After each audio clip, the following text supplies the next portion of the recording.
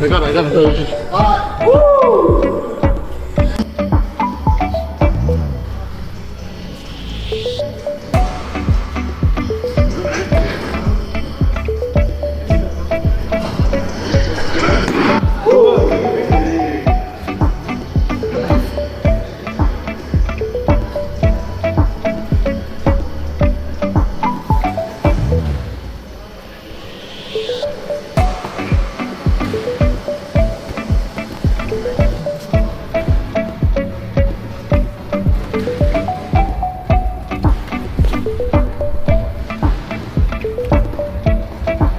Seconds.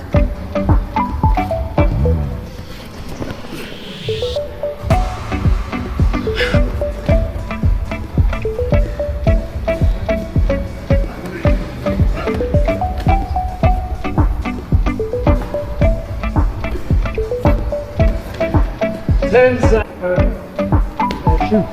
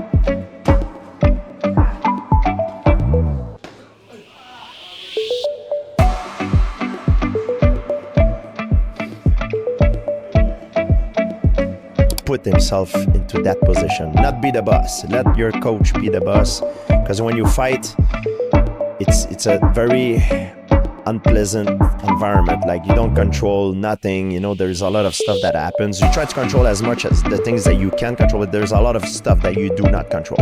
So you want to recreate that environment.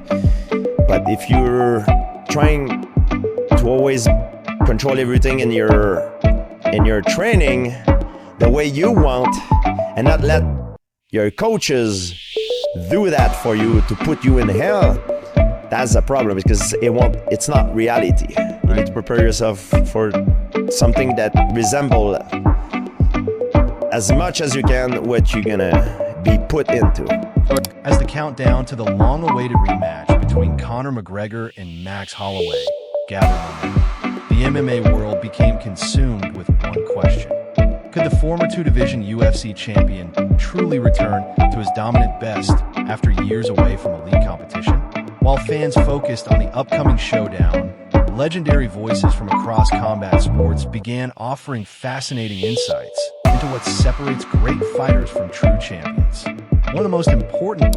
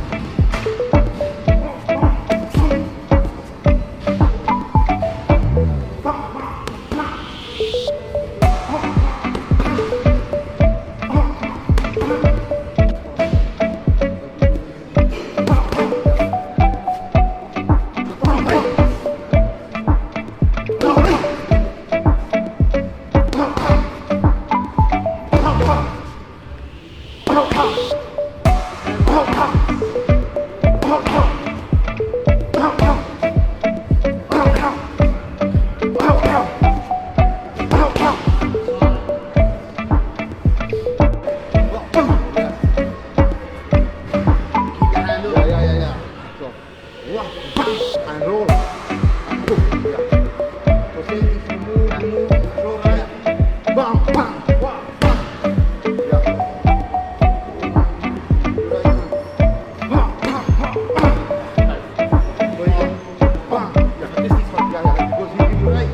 Boom, he goes walking up.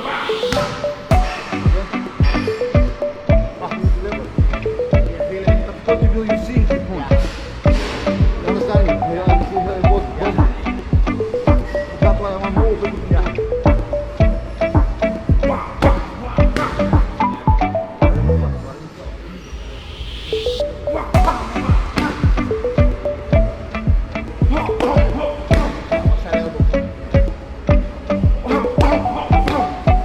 You think Conor wins? Absolutely. It's not an easy fight. Max is very good at what he does. He's obviously been in there against the best guys in the world repeatedly over and over and over again. But whilst Conor's been inactive, the hunger will start to thrive in his mind and in his skull. And at 170 pounds, I think this fight's very, very interesting. I think it's very interesting. Conor's going to have the knockout power. Max and trying to get into his head, doing the whole thing about how he's his son, etc., etc., etc. Do you truly believe he thinks he's the same fighter that he beat? I think he thinks it. I think he's wrong. But like, Do you actually think he believes that, though? Come on, like, yeah, he's not Conor an idiot. McGregor's a deeply delusional person. And, you know, like, we don't have to go down this particular side of this road too far, but like, of the things that I think he doesn't believe that he's saying in that interview, I'm much more inclined to believe that he is pretending when he's talking about, I no longer care about the material things in life, and this doesn't matter to me. I am a man of faith, and I'm not going to talk numbers because that doesn't mean anything to me. If we're picking like an order of things that I think are bullshit, I think that one's much more transparent bullshit than Conor McGregor, notorious weirdo, believes that his opponent is beneath him. That rings incredible. Lessons came from the idea that elite athletes cannot simply train in comfortable conditions. They must constantly place themselves in chaos. Inside the octagon, nothing unfolds according to plan. A fighter cannot control the crowd, the pressure, the pace, or the unexpected moments that can instantly change the outcome of the fight. That is why experienced coaches insist on creating unpredictable training environments where athletes are pushed beyond their limits. How do we get to Max? It seemed like you had the pick of the litter. Why Max? Again, they picked that. Oh, they picked that. All right. I had the date. They picked it. It just became Max. They didn't like the way the shape of the other belt went. There was a lot of BMF. Yeah, well, you know. Was Oliveira discussed at any point? No. Diaz? No. It just felt. The only one that was there was Holloway. Really? Just landed on Praches? Holloway. What was the story with Praches? Praches, is that how you pronounce that? Yeah, that's the Brazilian. Listen, they said to me about him. I said, yeah, no problem. Send the contract. So I'm saying, yeah, for about 2 weeks. Where's the fucking contract? No contract came. Do you know what it was? They wanted me back down at 155 pounds. Okay. So I think they were trying to throw names at me to say, well, I said, yes, no problem. So your man went 5 rounds with Gary. I seen the fight. Little southpaw, little whippy southpaw. So, yeah, no problem. I'm a 170 pounder at the minute. Limits, both physically and mentally. Rather than allowing fighters to dictate every drill, the best coaches deliberately place them in uncomfortable situations, forcing them to adapt under pressure, because championship fights are never clean, controlled, or predictable. This philosophy perfectly fits someone like Conor McGregor, whose entire career has been built on thriving under the brightest lights and delivering spectacular moments when the stakes are highest. As training footage from his camp... No numbers out of me, no. All right. What did you make of Max's energy? The interview that you did with Rogan on Sunday, he's very confident. Bit rude, wasn't it? He's confident? I didn't see that. You didn't Look, Max is alright. Max is good. Max is my son. I sunned Max when we fought those years ago, and I'm going to do so again. He's gotten a lot better since you last fought. Would you not agree? I don't think so. Really? I don't see much. Since 2013? No, I don't see much. I don't see much difference now. Really? No, not so much. Same reaction, same movements. Listen, Max got better after he fought me. He added more moves to his game, but even still, there's only one. So I'm not gonna say I don't rate him. I don't rate any of them. So it's on me now, with my date set, to go and show that, and that makes. Began appearing online. Fans noticed a familiar intensity returning to the notorious. Every session showcased explosive combinations, sharp counter-striking, heavy pad work, and relentless movement that immediately reignited excitement across the MMA community. McGregor wasn't simply training to compete. He looked determined to remind everyone why he once ruled 2 weight divisions and became one of the biggest superstars in combat sports history. Alongside the technical improvements came the psychological warfare that has always been one of McGregor's greatest weapons. Conor would get drunk at a press conference in front of you. Like, Conor doesn't run from the fact that he could be a wild man. I mean, I'll just share with you, nobody in the history of the world has used cocaine. Something that can kill you, something that can imprison you, but didn't take a drug that could help you, right? Nobody, ever.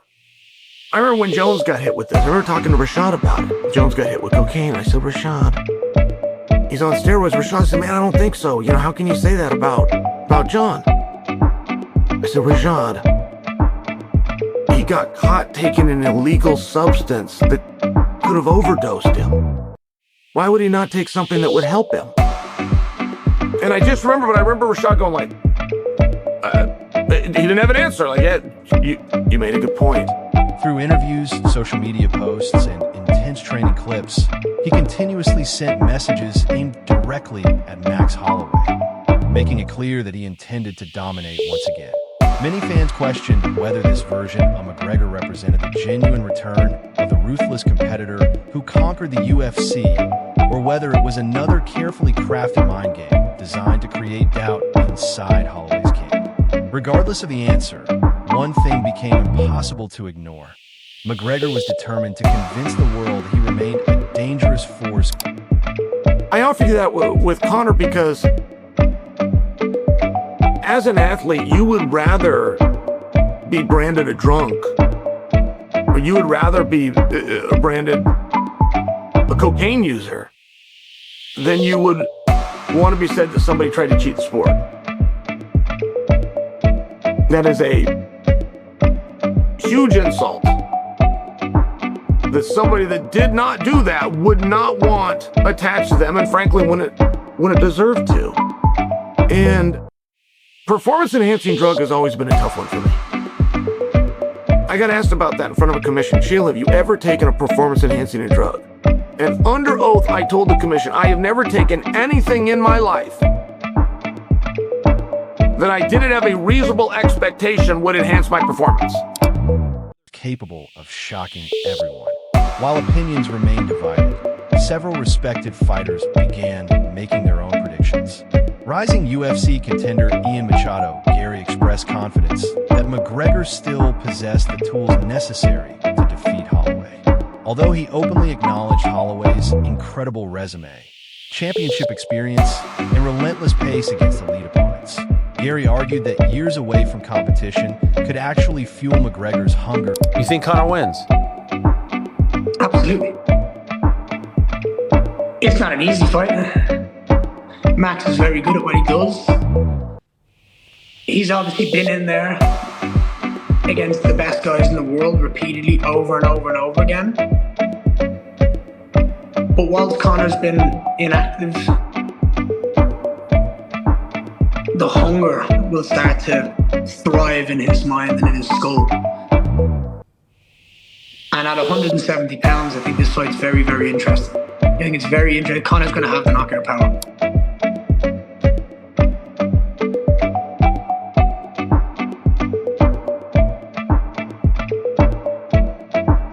Instead of hurting him. According to Gary, the fire to prove doubters wrong often becomes one of the strongest motivations any fighter can possess, especially for someone whose legacy has repeatedly been questioned. He believed McGregor's legendary knockout power would remain the great equalizer, particularly if the fight took place at welterweight, where Conor would not have to endure a difficult weight cut. Others, however, remained far less convinced. Several analysts questioned whether McGregor's confidence reflected genuine belief or simply the same psychological tactics that had defined his career. They argued that while McGregor has always projected absolute certainty before every contest, confidence alone cannot erase years of inactivity or reverse the physical effects of serious injuries. Debate intensified even further after McGregor openly dismissed Holloway's remarkable evolution as a fighter. Despite acknowledging that Max had accumulated championships, unforgettable victories, and years of elite experience since their first meeting, McGregor insisted that nothing fundamental had changed. He confidently claimed that Holloway still moved the same way, reacted the same way, and remained vulnerable to the same techniques that had earned him victory back in 2013. In one of the boldest statements leading into the fight, McGregor even referred to Holloway as "my son," insisting that he had beaten him once and fully expected to repeat history. Those comments immediately divided the MMA community. Some admired McGregor's unwavering self-belief, while others viewed the remarks as disrespectful toward a fighter who had transformed into one of the greatest featherweights the UFC has ever produced. As media obligations continued, McGregor also revealed surprising details about how the rematch came together. According to the Irish superstar, he did not specifically request Holloway. Instead, the UFC ultimately presented Max as the available opponent after several other proposed matchups failed to materialize. McGregor explained that he had been willing to fight virtually anyone offered, including multiple high-profile names, but negotiations repeatedly collapsed for different reasons, including weight class disagreements. He claimed that when the UFC finally settled on Holloway, he immediately accepted without hesitation because his goal was simply to return to competition and prove that he still belonged among the sport's elite. That revelation only fueled even more discussion about what this fight truly represented. Not merely a rematch from over a decade ago,